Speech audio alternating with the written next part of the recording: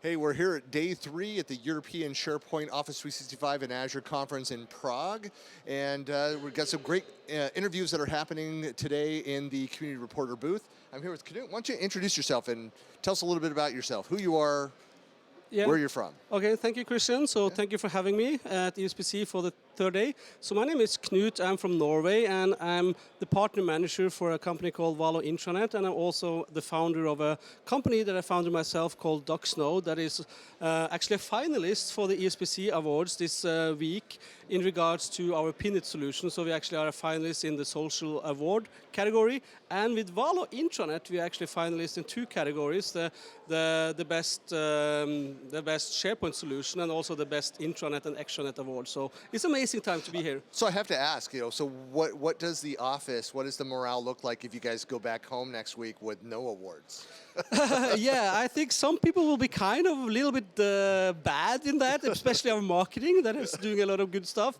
Me personally, if to be a finalist, it means that you are on the top, you are kind of among the best, and there's so many good products here, there's so many good solutions, so just to be like on the final 4 is a victory in my eyes, at least. Well, you guys have, so you just hired Erwin, who just walked by the way, so another MVP. You've been in MVP community for a long time, and so I know you've been in the SharePoint Office 365 community for a number of years. Kind of, how does that play into kind of your perspective of where you're focusing, for Valo as well as your own product development efforts? Yeah, so I kind of worked with the SharePoint space since 2001. So I have been kind of there for the full journey of SharePoint. So for me, I kind of think SharePoint as my religion. It's kind of maybe hard to say or kind of crazy to say that, but I've been working with that for so long. I think the community has been referred to as cultish sometimes. Yeah, exactly. So, this is kind of my family. This is like what I'm doing. So the fact that I now work with 2 product companies, it just means that things are changing, because in the beginning, everybody was kind of working as consultants. It was building things in our more or less in our backyard, and then now it's more professional way to do things. So it's more like this companies that is building, they're really professional, and they're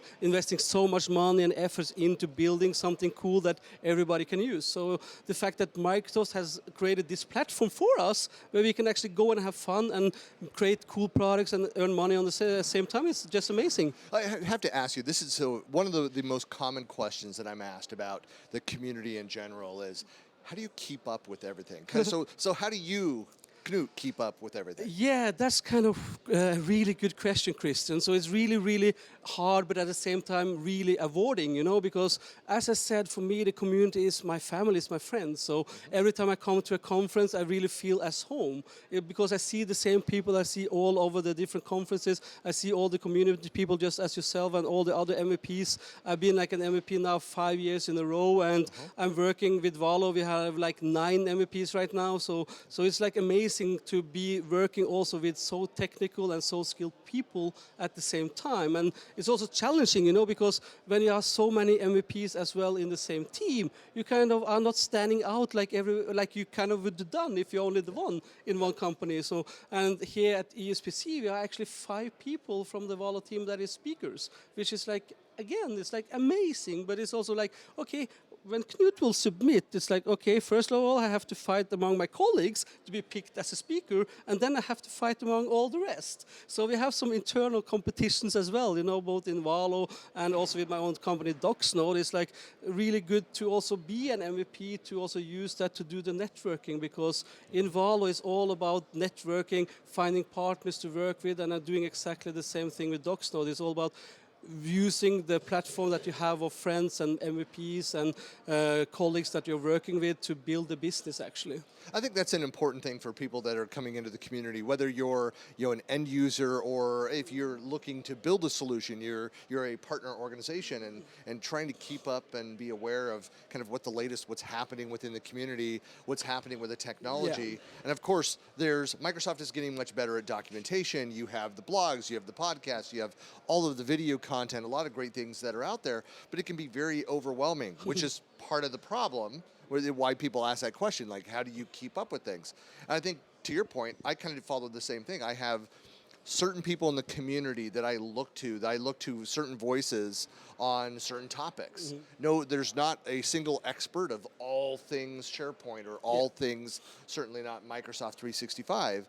And so I have certain people that around adoption and engagement on development topics, specific solutions within within SharePoint. When I deal now a lot with external collaboration, I have certain go-to people, MVPs and other experts and partners for each of those technology areas. Yeah, exactly. So, you know, it's like being part of this community for long, you always had kind of these superstars that it was like thinking that these are the ones you was following, and suddenly you have one of those, which is kind of amazing at the same time. But still, you always have to have someone you follow, because some people are really skilled in Teams, others are really skilled in SharePoint, some is really good in development, then you have the user adoption people. So you can, and you can't be the best in everything. So that's also something that you need to take into consideration, that you have to pick your topic, you have to pick your things that you want to be the rising star of, or the star. So if other people is kind of wanting to become an MVP, or they want to start to become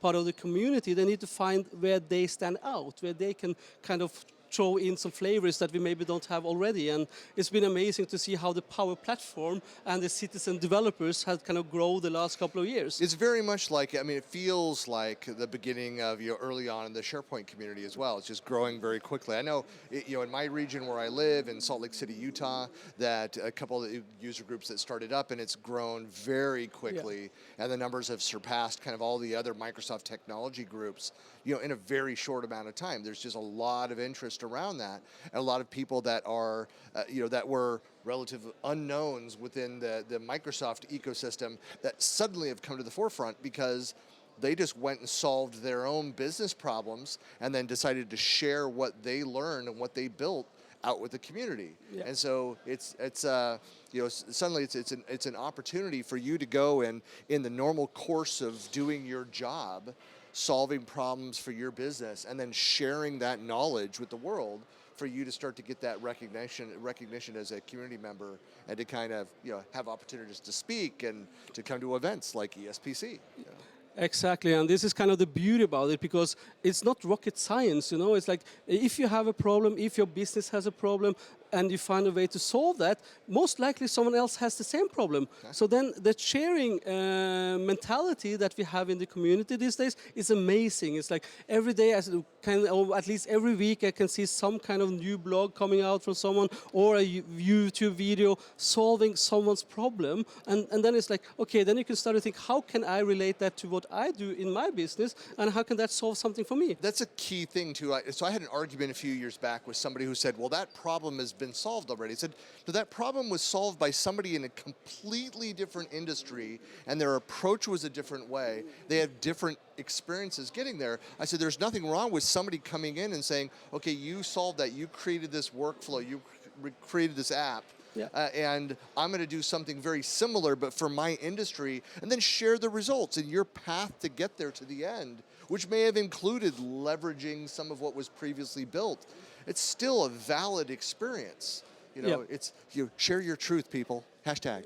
Yeah, exactly. Because, and you shouldn't be scared. You shouldn't think that maybe someone shared this before, because you don't know. It's exactly the same thing as one of the things that we solve with Docs now. We solve the problem with Office templates, like for Word, Excel, and PowerPoint. So we give that exactly where you need them. We give them to you in Teams. We give them for you as a Windows app. We will give them later on as a Mac app. And you will also always have them available in SharePoint, or also inside of your Word, Excel, and PowerPoint experience as an Office add-in. It's like, yes, people maybe solved it before, but maybe people didn't solve it in the way we do. So maybe how we solve it will fit better for some people, and then maybe how other people solve it will be better for someone else. And it's exactly the same thing as we do also with Valo Intranet. We have our intranet, we have our experience on that, and how we solve it. It doesn't mean that that fits everybody, but as long as we can help someone, then I'm happy. Right.